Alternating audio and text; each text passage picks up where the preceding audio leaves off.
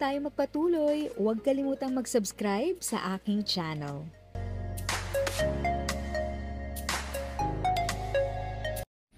Thank you sa pag-click ng aking video. Good day po sa lahat ng ating SSS pensioners. Sa mga bagong viewers at napadaan lang, by the way, I'm Tita Eda.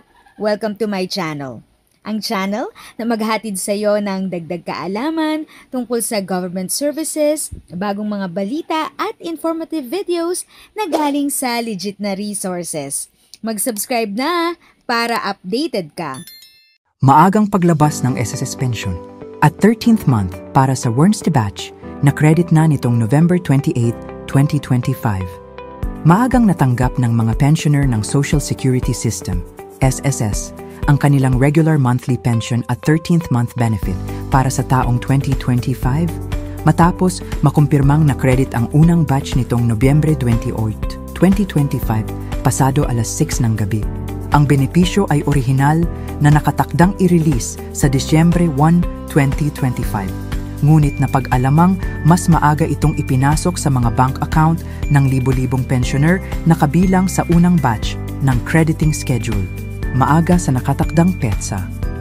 Ayon sa paunang ulat, isinagawa ang mas maagang crediting upang maiwasan ang posibleng pagbagal ng bank processing kada unang araw ng buwan at upang mabigyan ng mas maagang tulong ang mga senior citizens sa pagpasok ng holiday season.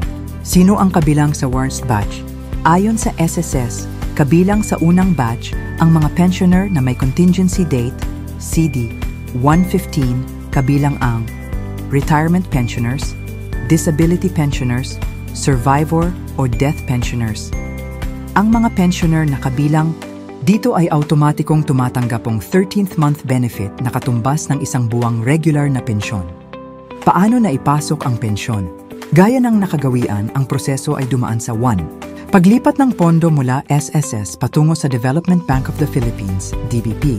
2. Pagpapadala sa mga partner channels tulad ng PesoNet at non-PesoNet banks, e-wallets o remittance partners, kung applicable. Cheque delivery para sa piling pensioners. 3. Automatic crediting sa kanilang bank account ng pensioners, mismong MGA SSS pensioners. Ang nagpatunay, naglabasan ang kumpirmasyon mula sa mga pensioners sa social media na nakatanggap na sila ng kanilang pensyon. Bago pa ang opisyal na petsa, ilan ang nagpahayag ng pasasalamat dahil malaking tulong umano ito sa paghahanda para sa darating na Kapaskuhan. Paalala, pinayuhan ng SSS ang publiko na tiyaking tama at aktibo ang kanilang bank account. Mag-antabay sa opisyal na anunsyo ng SSS para sa second batch at iba pang advisories. Iwasan ang pagkalat ng hindi beripikadong impormasyon. Mas malaking tulong sa holiday season. Ang maagang crediting ay inaasahang magbibigay ginhawa, lalo na't papalapit ang holiday rush at tumataas ang pang-araw-araw na gastusin. If sa tingin mo, natulungan ka ng video ko na ito, nakasave ka sa oras mo, you can click yung thanks button at any amount ay malaking help sa pag-grow ng channel ko. Yun lang po muna ang aking update. Sana ay nakatulong na dagdag kaalaman ang aking shinare today. Ang goal ng aking channel ay mag-create ng awareness. Kung ganitong mga topic ang gusto mo, panoorin mo ang mga videos ko na ito.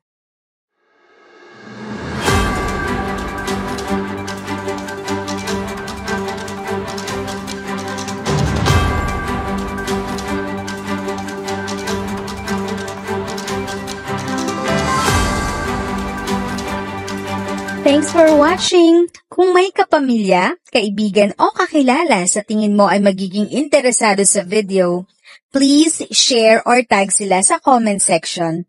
At syempre, if nagustuhan mo ang video, i-like mo na ito at subscribe ka na din.